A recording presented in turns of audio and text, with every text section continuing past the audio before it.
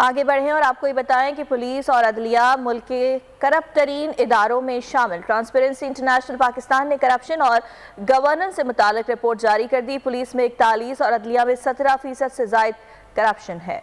और रिपोर्ट में 85.6% शहरियों ने विफाकी हुकूमत की खुद एहतसाबी को गैर तसल्ली बख्श करार दिया। ट्रांसपेरेंसी इंटरनेशनल पाकिस्तान ने करप्शन और गवर्नेंस से मुतालिक रिपोर्ट जारी कर दी। रिपोर्ट के मुताबिक पुलिस सबसे ज्यादा करप्ट जबकि शोबा अदलिया करप्शन में दूसरे नंबर पर है। पुलिस में करप्शन की शरह 41.4% सामने आई। अदलिया में 17.4% करप्शन है। सफाई और कचरा जमा करने के ठेकों में 13.8%, पानी की फरामी में 13.3%। 80% पाकिस्तानियों ने कहा कि कोरोना रिलीफ के हुकूमती इकदाम के दौरान उन्हें कोई रिश्वत नहीं देना पड़ी। सर्वे में मुल्क में 51.9 करप्शन की वजह कमज़ोर एहतसाब है।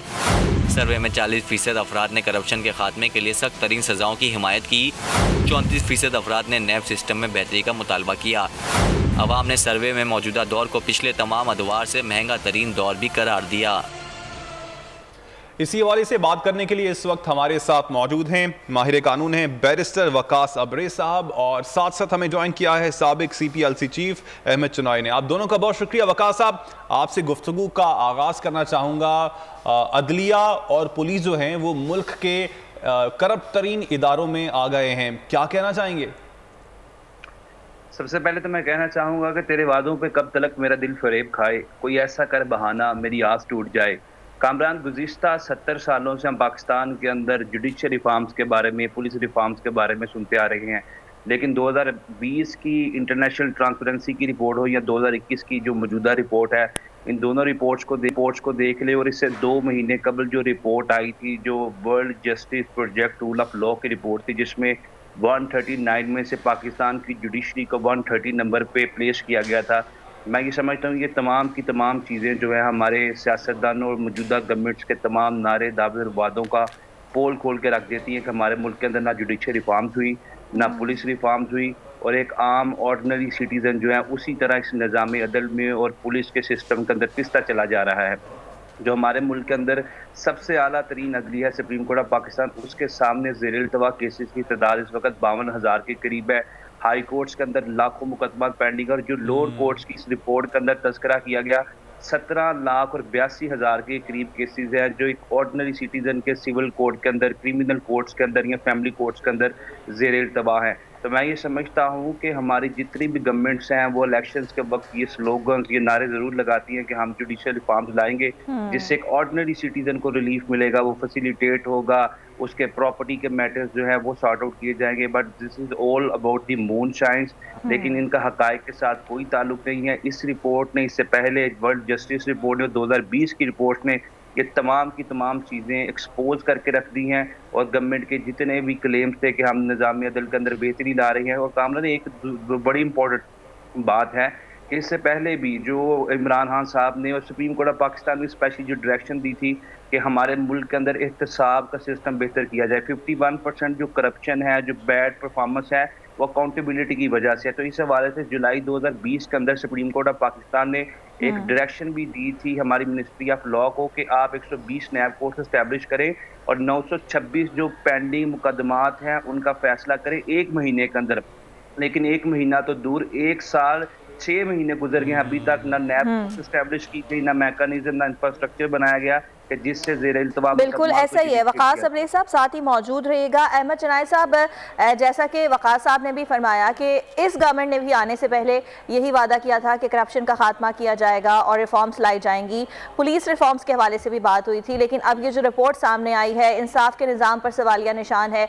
और जब हमारे जो अवाम है उनका जब कोई ताल्लुक होता है पुलिस के साथ, कोई इस तरह का मामला होता है, तो उन्हें जो मसाइल का सामना करना पड़ता है सभी उससे वाकिफ़ हैं। बिस्मिल्लाहिर्रहमानिर्रहीम, बहुत बहुत शुक्रिया। देखिए, बात यह है कि आज आम आवाम को अगर आप पूछें तो वो कहते हैं कि अल्लाह ताला ना हमें थाने की तरफ ले जाए, ना हमें मुल्क की अदालतों की तरफ लेके जाए। ये एक आम परसेप्शन है जो आज से नहीं, हमेशा से पाकिस्तान में रहा है कि लोग ये समझते हैं कि पुलिस के थानों के चक्कर, वहाँ रिश्वतों का बाजार गर्म, और इसके बाद फिर अदालतों में जाना, जहां पर जो है वो धक्के खाने पड़ते हैं, तारीखें पड़ती रहती हैं और निज़ाम अदल जो है वो इस तरह है कि सालों साल सदियां बीत जाती हैं, इंसाफ नहीं मिलता। और यही वजह है कि जो आज ये रिएक्शन सामने आया है, ट्रांसपेरेंसी इंटरनेशनल की रिपोर्ट सामने आई है, वो एक आम आवाम के परसेप्शन है।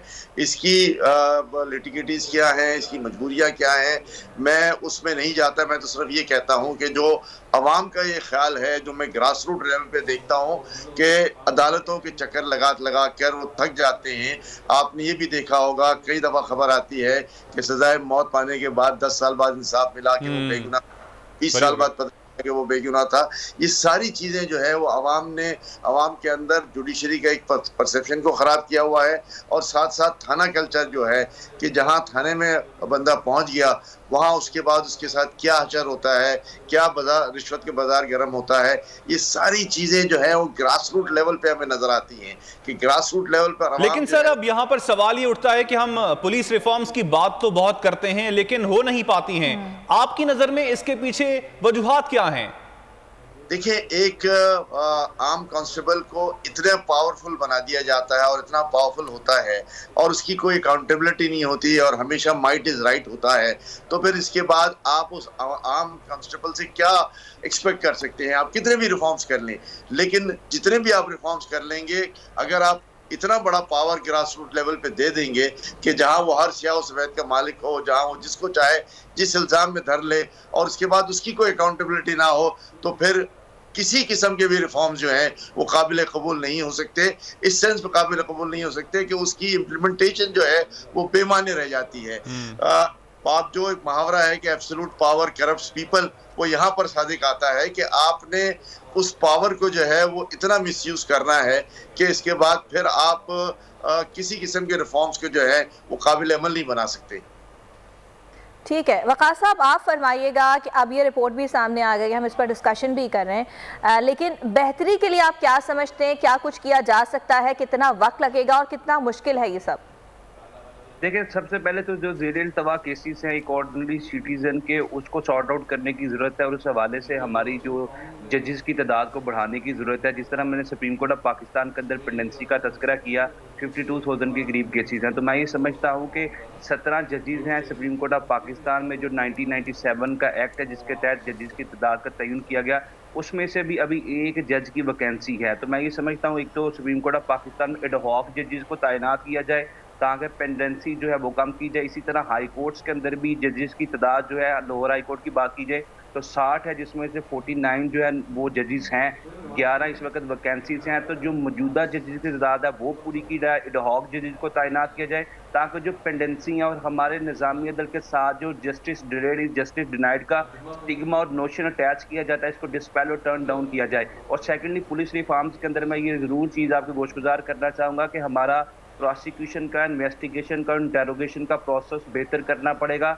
नहीं तो हम वो एविडेंस या वो क्राइटेरिया ऑफ एविडेंस कोर्ट के सामने पेश ही नहीं कर सकेंगे कि जिससे कोर्ट किसी मुलजिम को सजा दे सके। लिहाजा जब तक हम ये इन्वेस्टिगेशन, इंटेरोगेशन पुलिस रिफॉर्म नहीं करेंगे, हमारा निज़ाम अदल बेहतर नहीं होगा। ठीक है, पॉइंट आ गया आपका। अच्छा अहमद चुनाई साहब, आपसे जो बात करना चाहूंगा वो एब्सोल्यूट पावर के हवाले से ही करना चाहूंगा। जो आप बात कर रहे थे वो एब्सोल्यूट पावर कांस्टेबल से लेने ना देने की वजह क्या है? अब जो देने वाले कौन लोग हैं और ना लेने की वजूहात क्या हैं, और क्या हम ना सही आने वाली नस्लें क्या इस चीज से छुटकारा हासिल कर लेंगी कि जहां पर इंसाफ मिलेगा लोग अपने मसाइल को लेकर थाने में जाएंगे?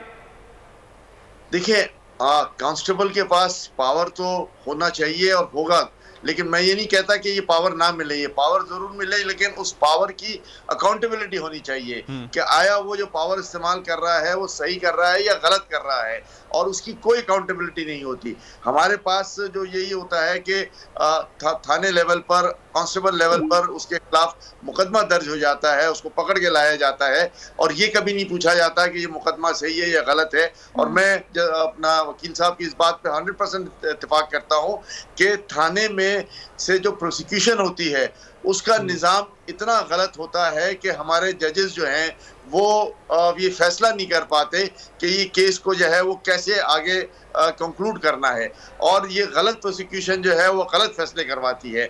आज जितने भी आप केसेस देख लें, थाना लेवल पे, थाना कल्चर लेवल पे केस को खराब कर दिया जाता है, प्रोसिक्यूटर को पैसे दे दिए जाते हैं, वो केसेस को जो है वो सही तरीके से नहीं चलाता और फिर इंसाफ नहीं मिलता।